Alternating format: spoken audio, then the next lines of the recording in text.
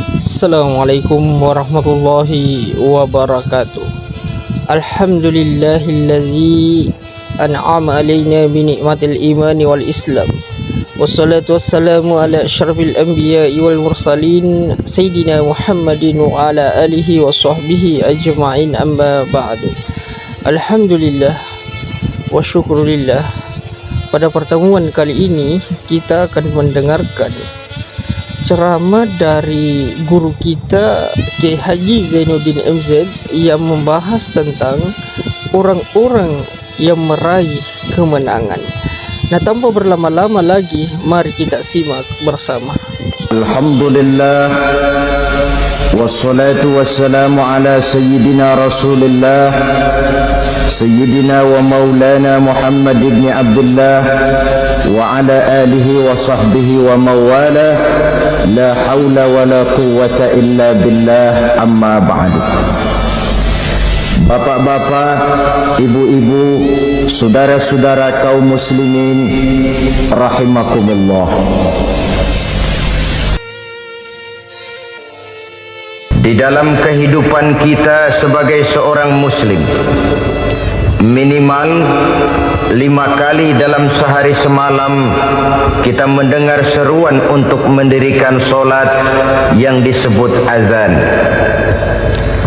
Ada kalimat menarik di dalam kalimat azan itu, yakni seruan hayya 'alal falah, marilah menuju kepada keberuntungan, marilah meraih kemenangan.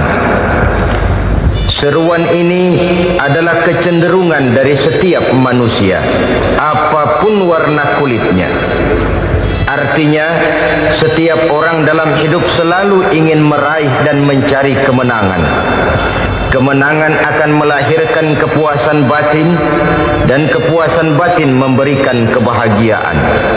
Sedangkan kekalahan melahirkan penderitaan batin, dan penderitaan batin menjerumuskan seseorang di dalam berbagai bentuk kerugian.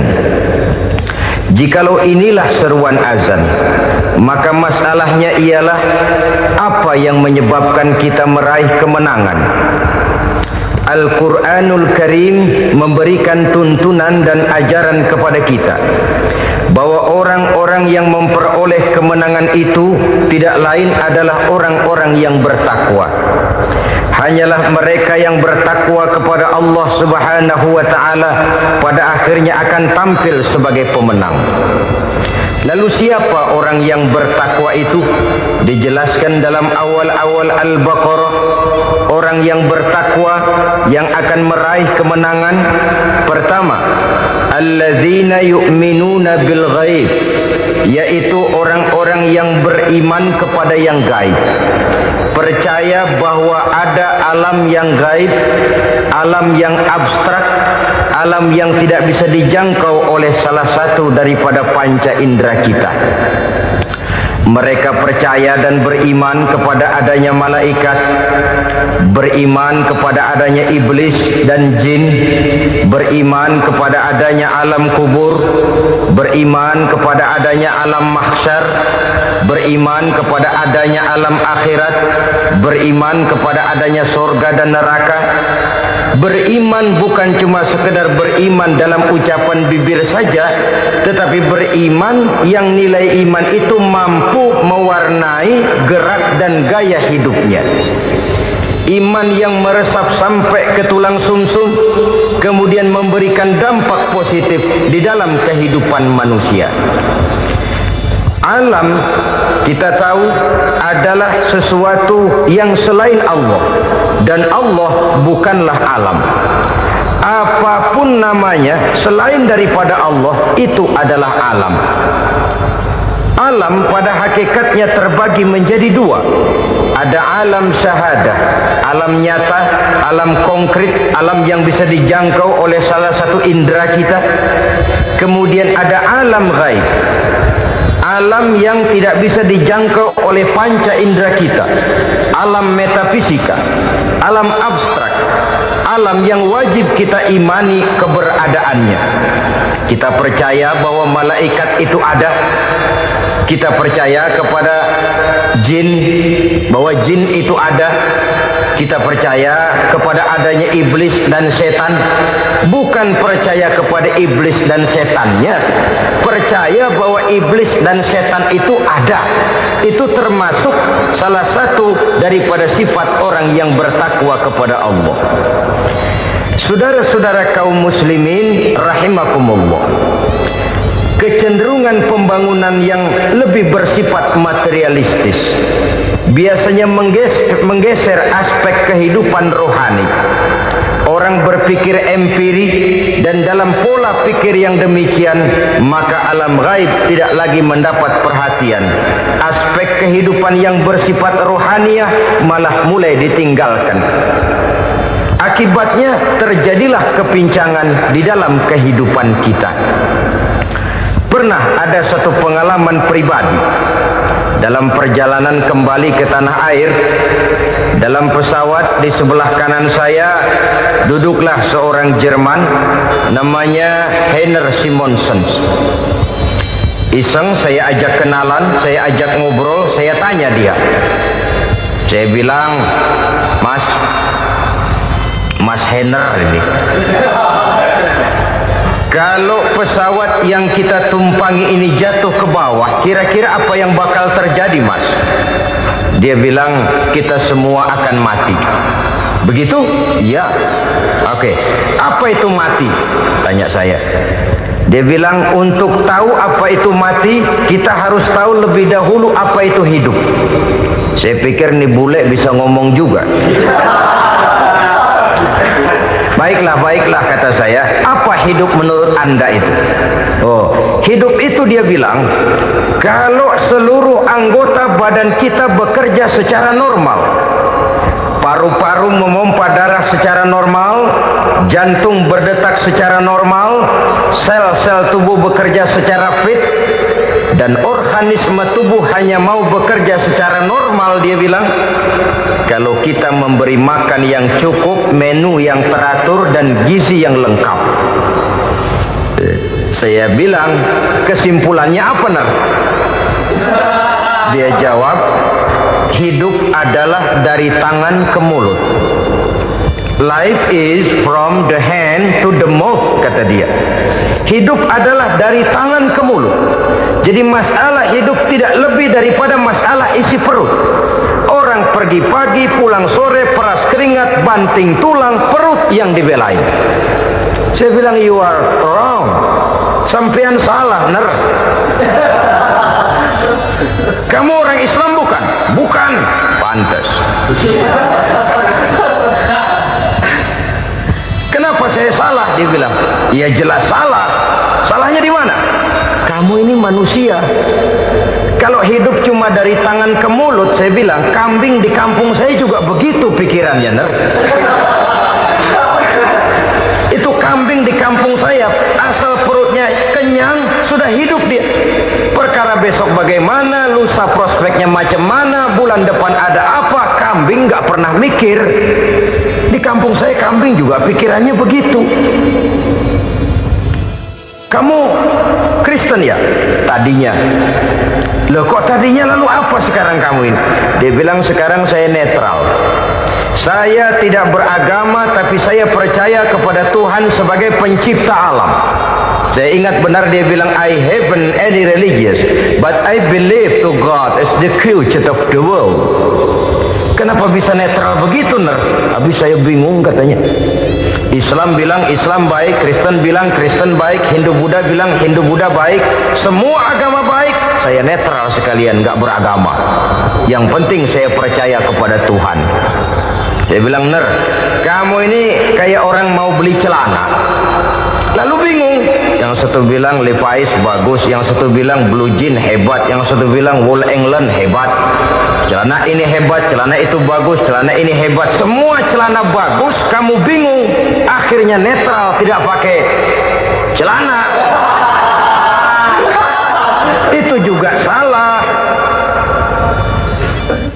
Saya pikir-pikir, kemudian saya melihat bahwa dua pola berpikir Heiner ini nampaknya sudah mulai menggejala di lingkungan masyarakat bangsa kita.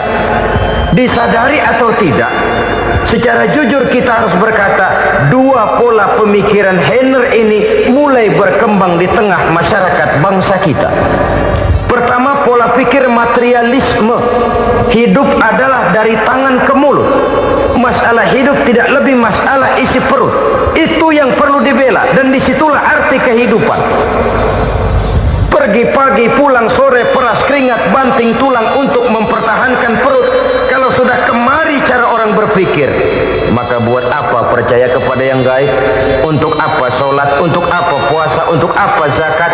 Untuk apa menghadiri majelis taklim? Tanpa kepercayaan kepada yang gaib, hidup berjalan menurut alur empiris dan materialis. Kalau sudah ke sana cara orang berpikir, biasanya orang lalu cenderung menghalalkan segala cara. Hanyalah orang yang percaya bahwa akhirat ada, hanyalah orang yang percaya bahwa alam kubur itu ada, hanyalah orang yang percaya bahwa malaikat itu ada, hidupnya akan lebih terarah dan terkendali. Karena kepercayaan kepada yang gaib, yang merupakan fase daripada kehidupan setelah hidup yang sekarang ini, mewarnai gerak pribadi seseorang di dalam dia melakukan kegiatan hidupnya. Pola berpikir materialisme, disadari atau tidak, mulai menggejala di lingkungan masyarakat bangsa kita. Hidup tidak lebih dari urusan tangan ke mulut, mulut ke tangan, tangan ke mulut. Asal perut sudah kenyang, hiduplah sudah. Perkara bagaimana prospek hari yang akan datang, bagaimana akhirat, tidak jadi persoalan. Ini yang oleh Nabi diperingatkan, ad-dunya sijnul mu'min wa jannatul kafir. Dunia adalah penjara bagi orang beriman dan surga bagi orang kafir. Dulu di zaman Belanda hadis ini pernah disalah tafsirkan, disalah artikan, digunakan sebagai senjata untuk mengkebiri dan membuat impoten umat Islam. Sudahlah umat Islam gak usah macam-macam, kata Belanda. Dunia ini kan penjara buat orang Islam, surga buat orang kafir. Di penjara jangan bertingkah.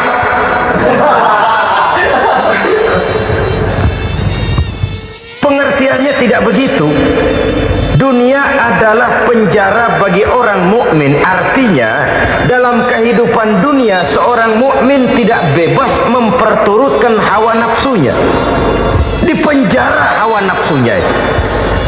Sebaliknya, surga bagi orang-orang kafir. Buat orang kafir, surgalah dunia ini. Mereka bebas memperturutkan hawa nafsunya. Dilarang tidak terlarang, dicegah pun tidak tercegah. Mereka hidup menurut alur bisikan nafsu mereka sendiri. Kemudian bila ajal datang, maut merenggut nyawa, selesailah surganya sampai di situ. Maka bagi orang-orang yang tidak percaya kepada adanya akhirat, kepada adanya alam gaib, surganya sebatas umurnya. Sekali lagi, surganya sebatas umurnya. Bila umur selesai, ajal pun datang merenggut nyawa, selesailah sudah surganya sampai di situ. Alangkah pendeknya perjalanan orang-orang yang tidak percaya kepada alam gaib ini. Bagi kita mukmin, jikalau kita mampu memenjarakan hawa nafsu, kita bisa bahagia di dunia ini. Dan Islam memang tidak menyuruh kita sengsara di dunia. Raih dunia, kejar dunia, gapai dunia sebagai alat untuk mencapai kebahagiaan di akhirat nanti. Hidup adalah satu perjalanan panjang yang terbentang sejak kita terlahir dari alam rahim sampai kepada alam akhirat nanti. Andai kata kita gagal meraih kebahagiaan di dunia, toh kita masih punya akhirat. Tapi jangan jadi dalil yang melemahkan semangat. Biarin dah kita di dunia kebelangsak, yang penting akhirat. Akhirnya dunia benar-benar kebelangsak. Bagaimana dunia ini bisa kita raih, dan bagaimana meraih dunia untuk menunjang kepentingan akhirat nanti. Yang kedua, dari pikiran Henner yang saya lihat menggejala di lingkungan masyarakat bangsa kita, timbulnya manusia-manusia netral. Seolah-olah Tuhan yes, agama no. Sama Tuhan percaya, agama ogah. Tuhan ngangguk, giliran agama godeng. Padahal hampir dalam setiap ayat dalam Quran, kata-kata amanu biasanya bergandeng dengan wa amilus shalihat. iman dan amal soleh. Ini sebagai isyarat Tuhan dan agama jangan pernah dipisah-pisah. Apabila kita bertuhan, maka kita harus beragama. Apabila kita beragama, maka agama itu harus bersumberkan dari Tuhan yang kita imani itu. Tidak mungkin kita pisah, Tuhan yes, agama no. Sama Tuhan percaya tapi agama bikin sendiri. Sembayangnya cukup bengong 2 jam madep mulon.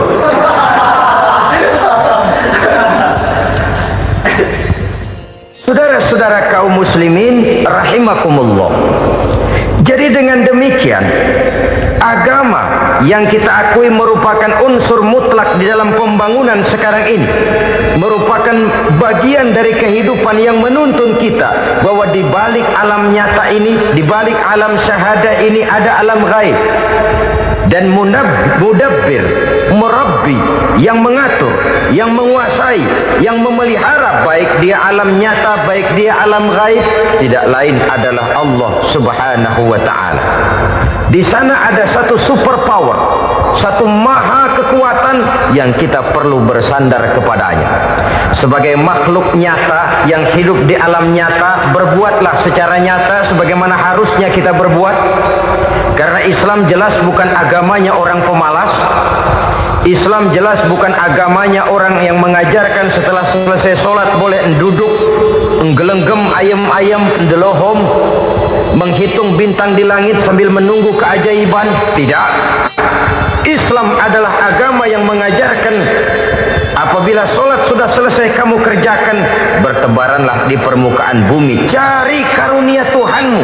Jangan hidup berpangku tangan menunggu keajaiban, karena hidup bukan undian. Jangan berharap untung besar tanpa mau peras keringat. Tapi di sebalik itu toh kita juga harus yakin bahwa di sisi usaha nyata yang kita lakukan ada satu super power, satu maha kekuatan gaib yang menentukan berhasil dan tidaknya usaha kita. Kepercayaan kepada hal semacam inilah yang mendorong kita untuk mempunyai sandaran vertikal, agar jikalau usaha ini berhasil, kita tidak lupa diri dan lupa daratan. Jikalau usaha ini gagal, kita tidak putus asa dan buruk sangka, tidak cuplik pandangan dan sempit hati, tapi mampu melihat persoalan dengan kacamata putih sambil husnuzon kepada Allah Subhanahu wa ta'ala. Kita percaya malaikat itu ada. Ada yang namanya raqib dan atid, mengawasi gerak hidup kita sampai kepada gerak hati kita. Ini memberikan sugesti agar kita berhati-hati, tidak sejengkal tanah pun kita bisa berlindung dari pengawasan raqib dan atid. Ada munkar nakir yang akan menyoal kita di alam kubur. Ada malaikat Malik, penjaga neraka. Ada malaikat Ridwan yang menjaga surga. Kita percaya kepada adanya jin, kita percaya kepada adanya setan, iblis. Percaya kepada adanya, bukan mempercayai si setan, si iblis lalu menjadikannya sebagai teman. Tidak. Percaya bahwa mereka itu ada dan merupakan makhluk Allah yang gaib yang diciptakan Allah Azza wa Jalla. Kepercayaan kepada alam gaib memberikan motivasi terhadap gerak lahir manusia, sehingga dengan motivasi kepercayaan kepada yang gaib, gerak lahir jadi lebih terarah, jadi lebih terpelihara. Pernah seseorang bertanya, "Pak, apakah adanya akhirat bisa dibuktikan secara ilmiah?" Saya bilang tidak bisa, tidak bisa. Kenapa? Karena yang berangkat nggak pernah pulang kembali lagi.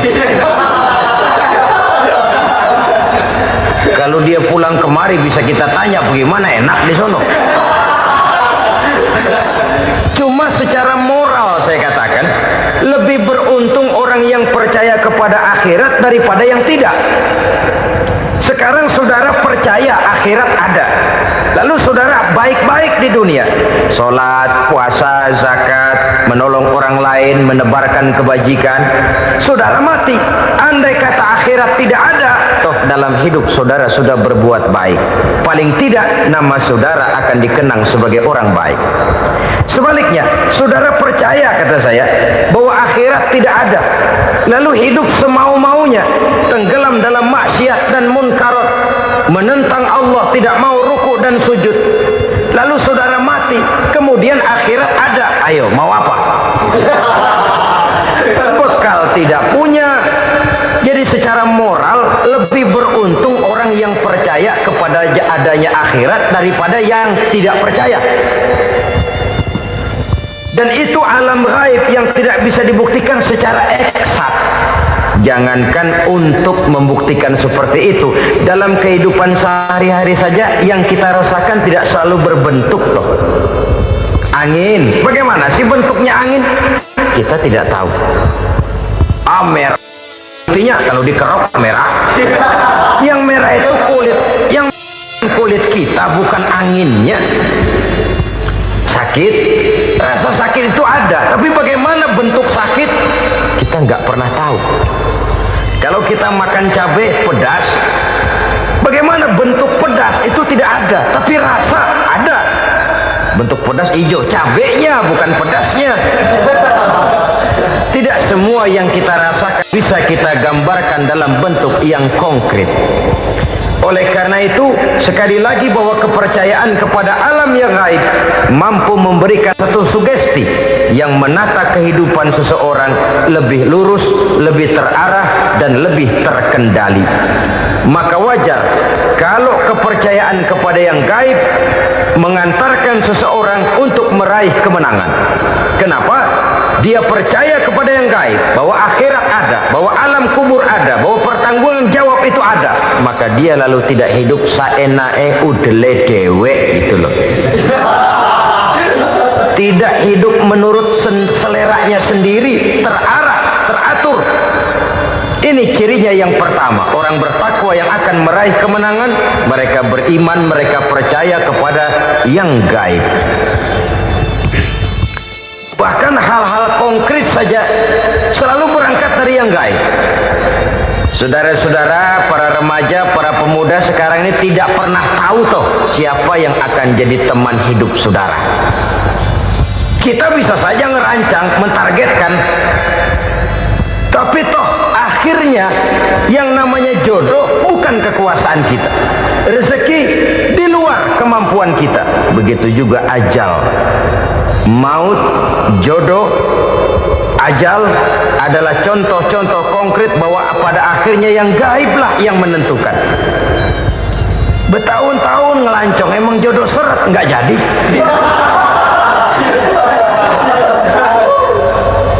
Begitu kenal baru setengah malam nginep ditangkap hansip kan? Hal-hal semacam itu kadang-kadang kita berpikir suuzon, gilet, perempuannya cakep banget, lakinya rebek amat. Memang begitulah jodohnya. Memang begitulah jodohnya. Saudara hadirin ma'asyiral muslimin yang saya hormati, jadi hal-hal yang konkret saja kita yakini sepenuhnya ditentukan oleh satu superpower yang gaib itu tadi. Dari sanalah segala ketentuan itu berangkat dan kesanalah segalanya akan kembali. Maka kepercayaan kepada yang gaib meluruskan gerak hidup seseorang dan itu akan mengantarkan dia kepada meraih kemenangan. Satu. Yang kedua, wa yuqimuna shalah. Orang bertakwa yang akan meraih kemenangan itu adalah orang-orang yang mendirikan sholat. Kenapa sholat mengantarkan orang untuk meraih kemenangan? Yang jelas, inna sholata tanha anil fahsya'i wal munkar. Sholat mampu mencegah manusia dari perbuatan keji dan munkar. Banyak filsafat hidup yang terkandung di dalam sholat ini. Sejak kita wudhu sampai kita menghadap ke arah kiblat, sampai kita melakukan gerak-gerak sholat, bacaan-bacaan yang ada di dalam sholat, lalu sampai kepada mengucapkan salam. Banyak filsafat hidup yang terkandung di dalam sholat. Umpamanya saja, setelah takbiratul ihram mulai kita dengan sholat dalam posisi berdiri, diajarkan dalam kitab-kitab fikih agar kita melihat ke arah tempat sujud. Ini kan filsafat kehidupan. Kalau kamu sholat dalam posisi berdiri, lihat tempat sujud. Jangan sholat mata jelalatan, sebab nanti bisa mengurangi kekhusyuan. Jadi wajar kalau ia dikatakan bahwa yang paling afdol adalah shaf yang di depan. Kenapa? Secara harfiah pengertiannya akan lebih mengundang kekhusyuan. Kenapa? Kalau kita di shaf paling depan di masjid umpamanya paling banter, kita lihat tembok. Tapi kalau kita shaf di tengah atau di belakang, orang-orang di depan kita pun akan kelihatan. Yang bajunya loreng, yang bajunya genggang, yang bajunya macam-macam. Kita lihat, kadang-kadang kita pikirin, ada yang bajunya bolong. Kita sholat tapi dalam hati, nih orang bajunya robek, yang nggak tahu apa. Ada saja hal-hal yang mengusik kekhusyuan kita. Oleh sebab itu diajarkan dalam posisi berdiri, lihat, arahkan pandangan matamu kepada tempat sujud. Ini kan filsafat kehidupan. Maksudnya apa? Kalau lagi diri, lihat dong tempat sujud. Kalau udah di atas, ingat dong sama yang bawah. Kalau sudah tinggi, ingat dong dari mana kamu berangkat. Kalau sudah berkuasa, bantu dong yang lemah. Kalau sudah kaya, santuni dong yang miskin. Kalau sudah alim, bimbing dong yang awam. Ini filsafat kehidupan. Dalam posisi berdiri, kau lihat tempat sujud. Ini akan melahirkan kepekaan sosial, di mana seseorang mau tahu kepada orang lainnya. Bagaimanapun kaya kita, tinggi pangkat dan jabatan kita, jikalau hidup hanya untuk kepentingan perut sendiri saja, rasanya belum membawa manfaat di dalam kehidupan kita. Tapi efek yang tertinggi sesungguhnya, solat mencegah manusia dari perbuatan keji dan munkar. Perbuatan keji dan munkar, walaupun kelihatannya mendatangkan uang, membawa keuntungan, tapi itu keuntungan semu, keuntungan sementara. Dengan menipu orang lain kita bisa dapat untung, tapi tidak membawa berkah. Dan itu adalah kerugian besar dalam kehidupan kita. Maka untuk meraih kemenangan harus dimulai dengan membentuk kepribadian yang tegar, memiliki sandaran vertikal yang langsung kepada Allah Subhanahu wa ta'ala. Dan itu hanya bisa kita tempuh melalui jalur ibadah formal yang sudah ditentukan Allah, yakni solat yang 5 waktu. Untuk memperkuat itu ada solat-solat sunnah, rawatib, nawafil, sebagai terminal kontrol cadangan untuk memelihara stabilitas temperatur batin di dalam kita berhubungan dengan zat yang maha gaib, yaitu Allah Subhanahu wa ta'ala. Orang sering bertanya, Pak, itu tetangga saya nggak sholat, duitnya nggak habis-habis, Pak. Nggak sholat tapi mobilnya tambah terus, nggak sholat tapi usahanya makin maju. Tapi di sisi lain ada orang yang rajin sholat, rezekinya butak bener. Anaknya mana kurus, mana korengan. Saudara hadirin, ma'asyiral muslimin rahimakumullah. Harus saya katakan bahwa sholat memang bukan untuk cari duit. Sholat adalah sandaran vertikal kita kepada Allah. Sedangkan soal rezeki itu berkaitan dengan sifat Allah maha pengasih dan maha penyayang. Allah maha pengasih, siapapun dikasih kalau mau usaha.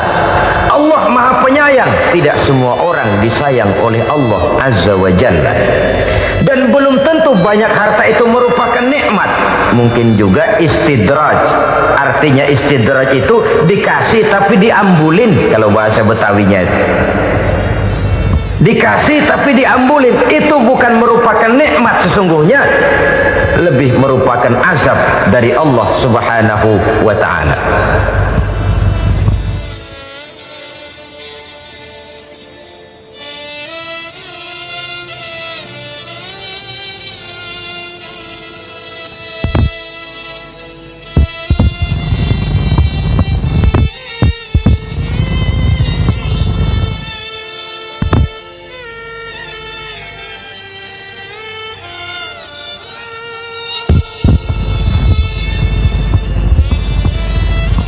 Agama mempunyai sistem sholat Dan kita umat Islam telah dituntun oleh Allah Subhanahu wa ta'ala yang wajibnya 5 kali dalam sehari semalam mendirikan solat.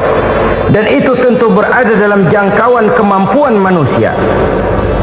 Pada awalnya barangkali kita memang merasa solat itu satu kewajiban, tapi semakin kita hayati makna, manfaat dan filsafat yang terkandung di dalam ajaran solat, semakin sampai kita kepada keyakinan bahwa solat adalah keperluan kita. Sehingga pada waktu tertentu dinilai puncaknya, kita tidak lagi akan berkata saya wajib solat, tapi kita akan berkata saya perlu solat. Kalau kita sudah merasakan itu adalah keperluan kita, nah di sanalah kita baru akan merasakan ruginya kalau hal itu tidak kita laksanakan. Sepanjang kita masih berkata saya wajib sholat, kita akan lebih merasakan dia sebagai beban ketimbang sebagai keperluan. Yang jelas Allah tidak memerlukan ibadah yang kita laksanakan ini. Dengan kata lain, andai kata satu dunia penuh ini orang tidak ada yang sholat satu pun, Allah tidak akan turun dari jabatan Tuhan. Jangan lalu berpikir kalau kita ngambek se-RW kagak sembahyang Tuhan tekor kali ini ya. Tentu tidak. Itu perlunya kita, bukan perlunya Allah. Dan pada induknya kita akan berkata saya perlu agama. Kalau secara induk kita sudah memerlukan agama, maka konsep-konsep yang ada di dalam ajaran agama itu pun adalah juga merupakan keperluan kita. Baik dia bernama sholat, baik dia bernama puasa, baik dia bernama zakat, baik dia bernama haji, seluruhnya adalah keperluan kita. Dan sesuatu yang kita perlukan apabila tidak kita laksanakan akan melahirkan kerugian di dalam kehidupan. Jangan heran kalau kita membaca riwayat perjalanan hidup para salafus soleh, orang-orang soleh. Ada yang tahajud sampai 100 rakaat, ada yang sholat malam kakinya sampai bengkak. Kita sekalinya bengkak biri-biri. Ada yang sholat membaca surah dalam Al-Quran sampai khotam Quran. Kok mau? Mereka sudah merasakan itu keperluan. Itu saja soalnya. Satu saat pun jikalau kita merasa bahwa itu keperluan saya, kita pun akan melaksanakan seperti itu. Keperluan saya dalam kehidupan. Inilah yang kedua. Yang ketiga, orang bertakwa yang akan meraih kemenangan itu wa mimma razaqnahum yunfikun. Mereka membelanjakan sebagian daripada rezeki yang diberikan Allah kepada mereka. Mereka infakkan di jalan Allah. Ada satu dialog menarik. Satu hari seorang anak muda bertemu dengan seorang kakek-kakek yang sudah dikenalnya baik. Bertanyalah anak muda ini, umur kakek berapa tahun? 15 tahun, kata si kakek. Anak kakek berapa orang? 1. Harta kakek berapa banyak? 15 juta. Si anak muda ini bengong, lalu protes, kok kakek bohongin saya? Kenapa? Saya tahu umur kakek 70 tahun, kenapa ngaku 15? Saya tahu anak kakek 5, kenapa bilang 1? Saya tahu kakek miliuner, miliaran uang kakek, kenapa ngaku cuma 15 juta?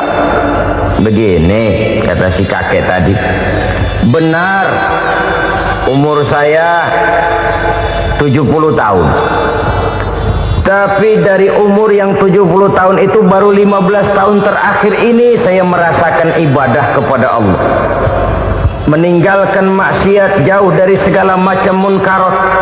Maka yang 15 tahun inilah yang benar-benar saya rasakan sebagai umur saya.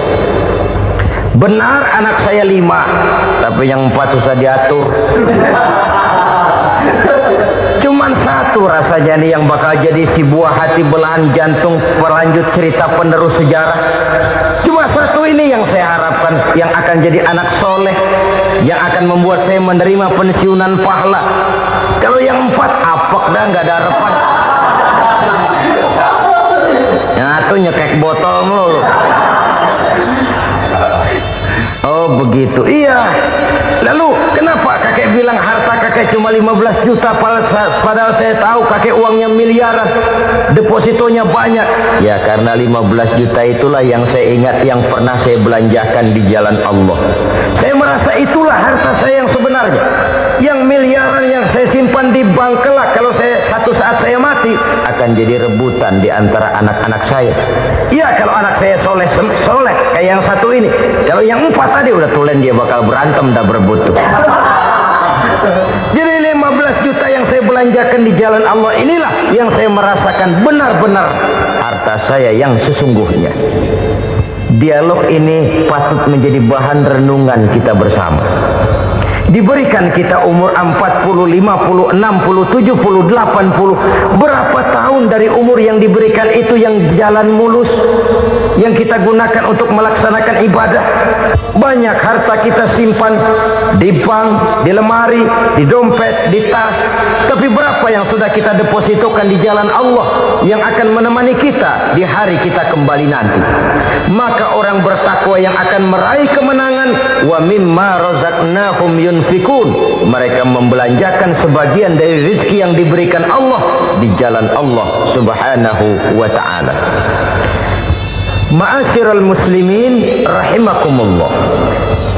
Zahirnya memang kita memberikan kepada orang lain, tapi hakikatnya kita menyimpan untuk diri kita sendiri.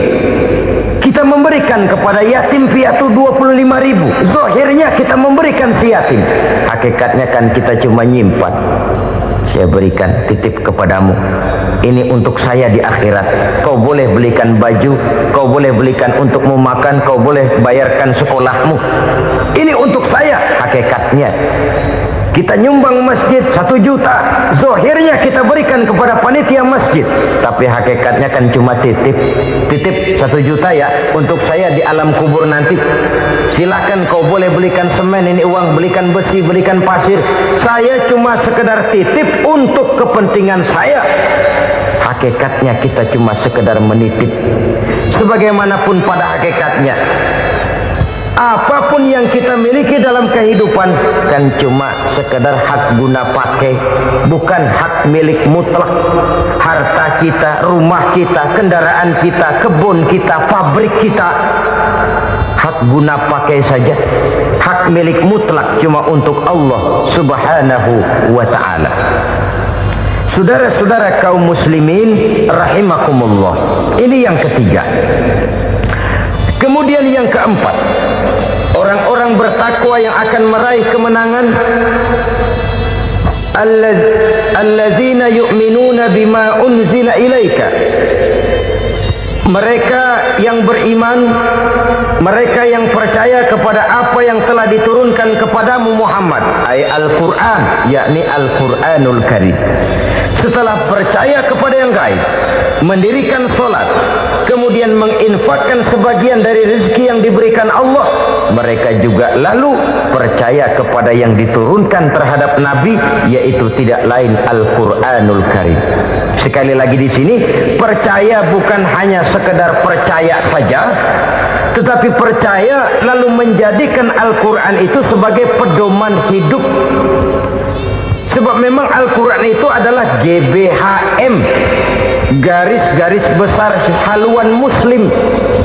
Apa yang harus kita lakukan, apa yang harus tidak kita lakukan, bagaimana mestinya kita bertingkah laku dan berbuat, seluruhnya tercantum di dalam Al-Quranul Karim. Itu sebabnya ketika satu hari Aisyah ditanya bagaimana akhlak Rasul, beliau menjawab, kana Rasulullah sallallahu alaihi wasallam khuluquhul Quran. Akhlak daripada Rasulullah tidak lain adalah Al-Quran. Jawaban simpel ini memberikan gambaran bahwa keseluruhan daripada konsepsi Quran sudah diterjemahkan dalam kehidupan Rasulullah sallallahu alaihi wasallam.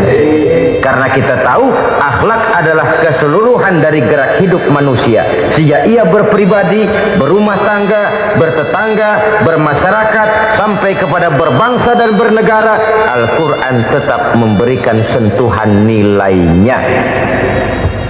Oleh karenanya, orang-orang yang bertakwa adalah orang-orang yang menjadikan Al-Quran sebagai pedoman dalam kehidupannya. Dan kita yakini Al-Quran diturunkan kepada Nabi Muhammad bukan merupakan produk Nabi Muhammad. Isi dan redaksinya langsung dari Allah Subhanahu wa ta'ala. Kemudian cirinya yang kelima, orang bertakwa yang akan meraih kemenangan itu, wa ma unzila min qablika. Tidak hanya sekedar percaya kepada yang diturunkan terhadap Nabi Muhammad yaitu Al-Quran, mereka juga percaya kepada apa yang pernah diturunkan kepada para nabi, kepada para rasul sebelum Nabi Muhammad. Percaya kepada adanya suhuf, percaya kepada adanya Taurat, percaya kepada adanya Injil, percaya bahwa Allah dahulunya sudah menurunkan Taurat kepada Musa, percaya bahwa Allah sudah menurunkan Injil kepada Isa, percaya Injil ada, Taurat ada, diturunkan Allah untuk Isa dan Musa, tetapi tidak wajib mengamalkannya karena kita sudah diberikan Al-Quranul Karim. Ini yang perlu saya garis bawahi. Kita percaya Allah telah menurunkan Injil dahulu kepada Isa. Kita percaya bahwa Allah telah menurunkan Taurat dahulunya kepada Nabi Musa. Kadang-kadang ini dijadikan dalih, dikacaukan pengertiannya. Quran saja mengajarkan bahwa orang yang bertakwa harus percaya kepada Injil, maka pakailah Injil. Apalagi kalau ayat sebelumnya ditilap, dihapus, dihilangkan, Injilnya yang ditekankan, maka akan terjadilah penekanan yang salah arah. Karena salah arah akhirnya bisa merusak dan menghancurkan akidah. Ketika Rasul suatu saat pernah ditanya orang, "Ya Rasul, bagaimana sikap kita sebagai muslim terhadap Injil yang ada sekarang?" Beliau menjawab, "La tukadzibuhu jami'an wa la tusaddiquhu jami'an." Jangan didustakan seluruhnya, jangan juga dibenarkan semuanya.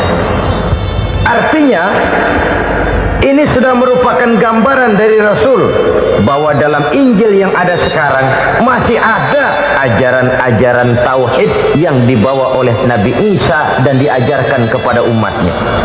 Tapi juga dalam Injil yang sekarang ini sudah terkena intervensi dan investasi manusiawi. Karena itu Rasul menyimpulkan, la tukadzibuhu jami'an wa la tusaddiquhu jami'an. Jangan didustakan semua, jangan dibenarkan seluruhnya. Kita memang percaya Allah telah menurunkan Injil kepada Nabi Isa dulu, tapi kita tidak wajib mengamalkan Injil. Kita percaya Allah telah menurunkan Taurat kepada Nabi Musa, tapi kita tidak wajib mengamalkan kitab ajaran Taurat. Yang wajib kita percayai dan kita amalkan hanyalah Al-Quranul Karim. Kenapa? Oleh karena baik yang ada di dalam Taurat, baik yang ada di dalam Injil, tentu tercakup di dalam Al-Quran sebagai kitab terakhir yang diturunkan oleh Allah Subhanahu wa ta'ala. Dan itu wajar. Kalau seorang pejabat mau mengeluarkan satu keputusan baru, tentu dia harus meninjau keputusan-keputusan lama. Andai kata dianggap tidak berlaku, dianggap tidak relevan lagi, maka keputusan-keputusan lama itu tentu sudah dianggap tidak berlaku. Sebagian daripada aturan-aturan dalam keputusan lama yang masih dianggap relevan tercantum dalam keputusan baru yang wajib diamalkan. Begitulah hubungannya antara Al-Quran, Taurat, Taurat, Zabur, dan Injil. 4 kitab samawi yang diturunkan Allah masing-masing kepada Zabur untuk Nabi Daud, Taurat untuk Nabi Musa, dan Injil untuk Nabi Isa alaihi wassalatu wassalam. Ketiga-tiga kitab itu kita percayai adanya. Kita yakini Allah telah menurunkan Zabur, Taurat, dan Injil. Tapi kita tidak wajib mengamalkannya. Yang wajib kita mengamalkannya sekarang ini tidak lain hanyalah Al-Quranul Karim saja. Karena ia mencakup apa yang ada di dalam Zabur, apa yang ada di dalam Taurat, dan apa yang ada di dalam Injil. Keotentikannya bisa dipertanggungjawabkan. Ya, tapi kan Nabi Muhammad sudah mati 14 abad yang lalu, dan di zaman beliau Al-Quran kan belum dikodifikasikan, belum ditulis. Bagaimana keotentikannya bisa dipertanggungjawabkan? Mudah saja. Allah berjanji, inna nahnu nazzalna dzikra wa inna lahu lahafizun. Kami yang menurunkan Al-Quran dan kami yang akan menjaga dan memeliharanya. Allah turunkan Quran, Allah menjaganya. Bagaimana cara Allah menjaga Al-Quran itu? Banyaknya orang-orang yang hafaz Al-Quran. Hafaz Al-Quran 30 juz, 114 surah, 6.666 ayat. Sehingga jangankan satu kata, jangankan satu ayat, satu kalimat saja berubah sudah akan timbul reaksi dan mudah dimengerti. Kenapa? Banyak orang-orang yang hafaz Al-Quran. Sedangkan pada setiap akhir tahun biasanya malaikat Jibril selalu mengadakan checking terhadap ayat-ayat yang diturunkan pada waktu itu. Di zaman Nabi sendiri sudah ada usaha kodifikasi. Dan yang lebih luar biasa lagi, sampai hari ini tidak seorang pun mampu membuat satu ayat saja semacam Al-Quran.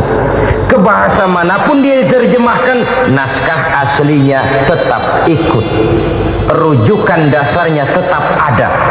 Berdasarkan itu, maka tidak mungkin terjadi penyelewengan terhadap atau pemalsuan terhadap ayat-ayat Al-Quranul Karim.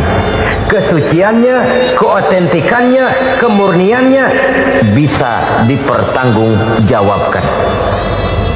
Ma'asyiral muslimin rahimakumullah. Oleh karenanya, konsepsi dasar daripada ajaran Islam ini memang tidak lain adalah Al-Quran dan Sunnah. Isi daripada agama Islam yang merupakan iman, Islam, dan ihsan, konsepsi dasarnya tidak lain adalah Al-Quran dan Sunnah Rasulullah Sallallahu Alaihi Wasallam.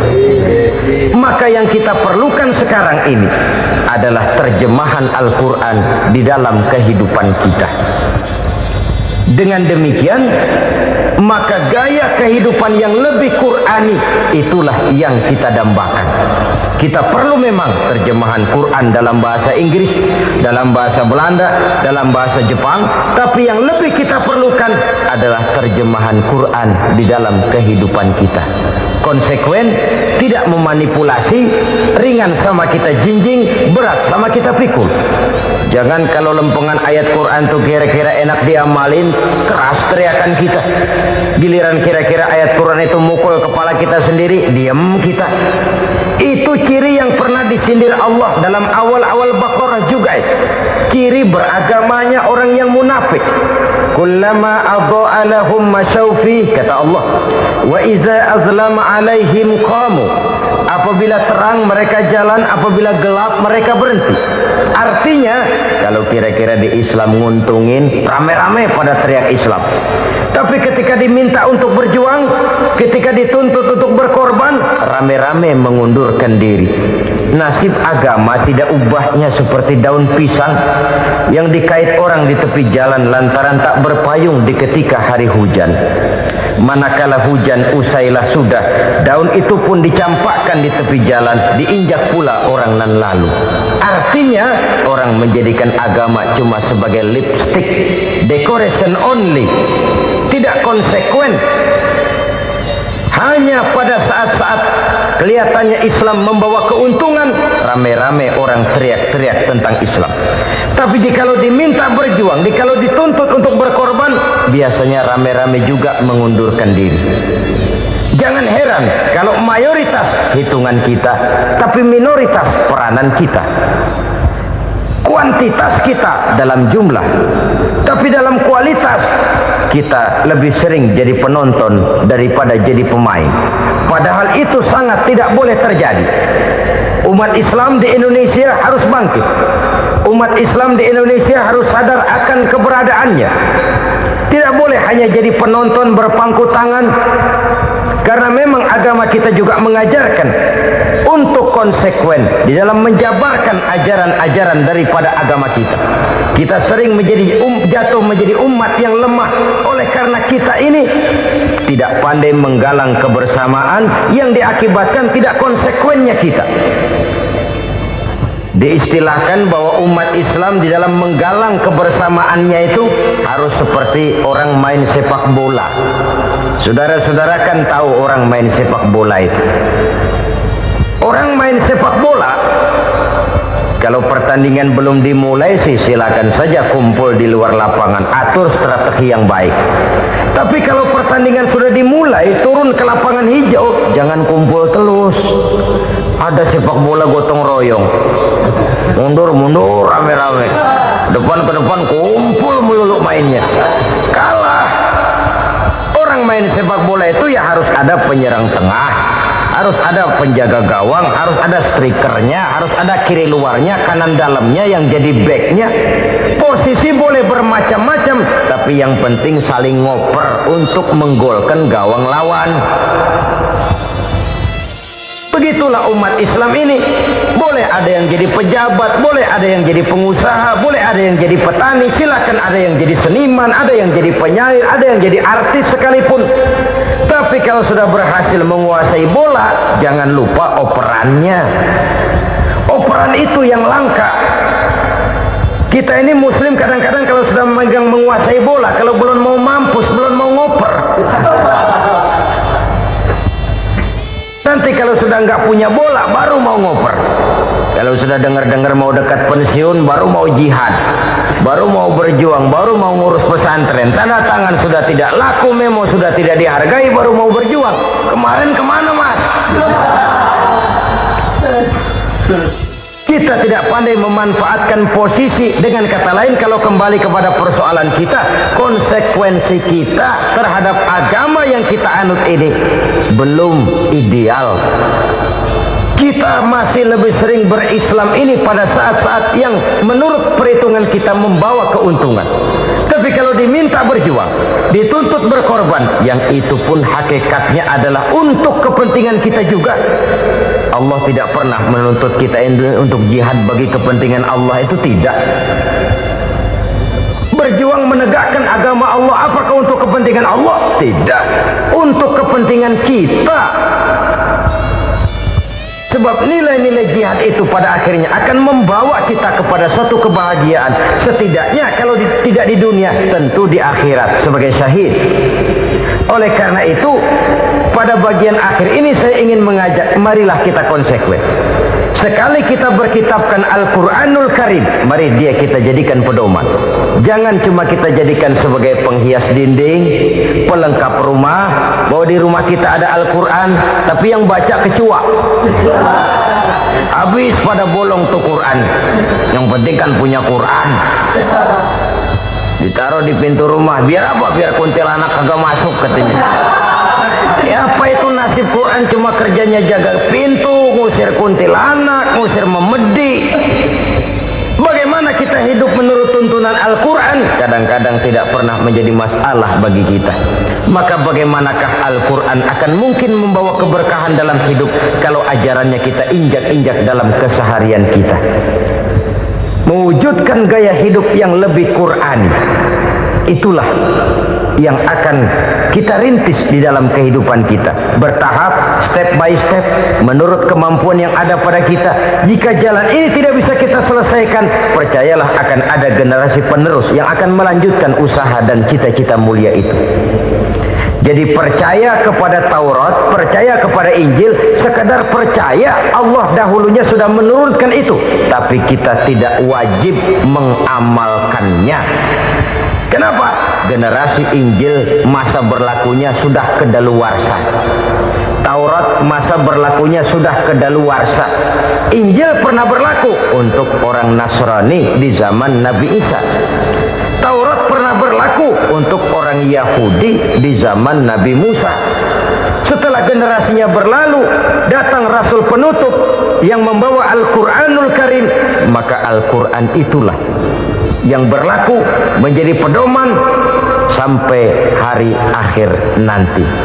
Jangan jauh dari Al-Quran, karena apabila ini kita lakukan, maka kita akan kembali kepada satu gaya hidup yang jauh dari tuntunan agama, dan itu artinya kita akan semakin jauh untuk meraih kemenangan. Saudara-saudara kaum muslimin rahimakumullah, yang keenam, yang terakhir, orang-orang bertakwa yang akan meraih kemenangan itu wabil akhirati hum yuqinun. Mereka percaya, mereka yakin seyakin-yakinnya akan adanya hari akhir, di mana seseorang akan mempertanggungjawabkan seluruh perbuatannya di dalam hidup ini. Dan tidak ada satu perbuatan yang bagaimana kecilnya sekalipun yang tersembunyi dalam pandangan manusia yang tidak akan dibukakan persoalannya di mahkamah Qadi Rabbul Jalil di akhirat nanti. Itulah sebabnya maka percaya kepada akhirat disebut secara khusus. Padahal di awal tadi sudah dijelaskan yu'minuna bil ghaib, percaya kepada alam gaib, dan alam gaib ini termasuk akhirat. Kenapa pada bagian akhir disebut lagi akhirat? Karena ternyata bahwa kepercayaan kepada adanya akhirat merupakan induk dari kepercayaan terhadap adanya malaikat, setan, jin, dan lain sebagainya, dan akan lebih memberikan sugesti dalam kehidupan manusia untuk meluruskan gerak hidupnya. Jikalau satu saat tergerak hati akan berbuat kejahatan, ingin mencuri, sadarlah, awas ada akhirat. Sebab kalau kita cuma teriak awas ada polisi, itu cuma tertunda sementara, begitu polisi meleng embat. Kalau kita ingin berbuat jahat cuma berteriak awas ada hansip, cuma sementara kehansip itu ada. Tapi kalau ceritanya awas ada akhirat, mau menyeleweng awas ada akhirat, mau berjudi awas ada akhirat, mau mencuri awas ada akhirat. Keyakinan yang akan meluruskan gerak hidup manusia sehingga gerak itu jadi lebih terarah dan terkontrol, tidak merugikan baik diri sendiri, lebih-lebih orang lain. Ternyata bahwa kepercayaan kepadanya adanya hari akhirat sanggup menjadi sumber daya kontrol dari kehidupan manusia, sehingga ia tidak terjebak dalam perbuatan maksiat dan munkarat. Saudara-saudara kaum muslimin, inilah saja yang kita bicarakan pada pertemuan kali ini. Semoga Allah Subhanahu wa taala memberikan kekuatan zahir dan batin kepada kita untuk dapat meraih kemenangan dengan beriman kepada yang gaib, mendirikan salat, membelanjakan sebagian dari rezeki yang diberikan Allah, percaya kepada Al-Quran, beriman kepada kitab-kitab yang diturunkan sebelum Al-Quran, lalu meyakini adanya hari akhirat. Terima kasih atas segala perhatian, mohon maaf atas segala kekurangan. Usikum wa nafsi bitaqwallah. Wassalamualaikum warahmatullahi wabarakatuh.